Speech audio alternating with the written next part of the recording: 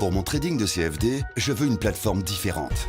Des graphiques personnalisables, une exécution rapide, des spreads serrés, avec un acteur reconnu présent en France. Trader différemment avec CMC Markets.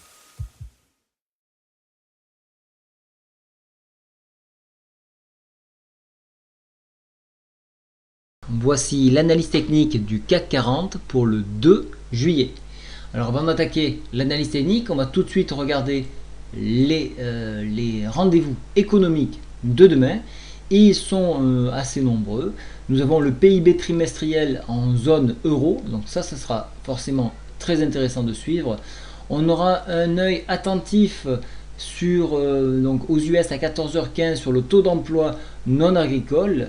Donc ça c'est un point important, mais surtout à 17h, le discours du président de la Fed, Janet Yellen. Donc ça, il faudra évidemment le suivre, donc surveiller la parité euro-dollar. On risquerait d'avoir des surprises. Maintenant, on revient sur l'analyse technique ici. Donc comme vous pouvez voir, on a eu cette exagération là qui a été corrigée au contact de ce support ici. Il a fait office de rebond. Nous réintégrons donc la Bollinger ici. Alors attention, si je m'appuie sur la MACD de stochastique par exemple, on se trouve dans une configuration qui est très similaire à celle-ci, qui était donc le 4 février 2014. Pourquoi?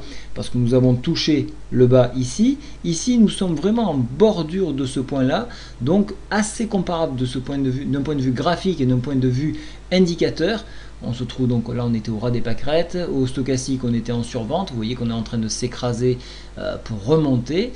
Ici, la MACD est en train de remonter un petit peu sensiblement, bien que encore en zone négative. Si on compare à février, on était à peu près dans cette configuration-là où on avait un histogramme qui remontait un petit peu et un stochastique qui tricotait en zone de survente, prêt à rebondir. Donc soyez vigilants. La mèche a été forte, hein, on a avalé les deux bougies ici, donc ça c'est un signal assez fort. Donc où l'on peut aller, ben, c'est très simple, hein, on peut aller au contact donc des 4490 qui correspondrait demain à peu de choses près à la MM10 ici. Donc ça sera une barrière difficile à franchir, mais si toutefois elle était franchie, alors à ce moment-là, on pourrait aller et viser la MM20 qui se trouvera aux alentours de 4520 points. Donc ça c'est une chose. Néanmoins, on peut s'attendre à tout avec Yellen, donc probablement une journée assez neutre de par le discours qui arrive, mais toutefois on pourrait avoir un genre de coup de bluff. Et à ce moment-là des mouvements, et pourquoi pas enfoncer donc le support ici 4430 points pour venir chercher à tester ce point là que je vous ai dit, donc 4399. Maintenant on pourrait ainsi dire 4400 points puisqu'on est à 0,8, donc ce point là est un très joli point d'achat pour repartir à la hausse. Mais attention, cassure de ce niveau là et enfoncement de ce support à 4388, là c'est un gouffre qui nous tirerait jusqu'à 4306, donc méfiance à ces supports ici. Voilà, donc tant que celle-ci est préservée, pour moi, on retourne en direction de la hausse. Donc pour moi, demain, ça sera une nouvelle hausse.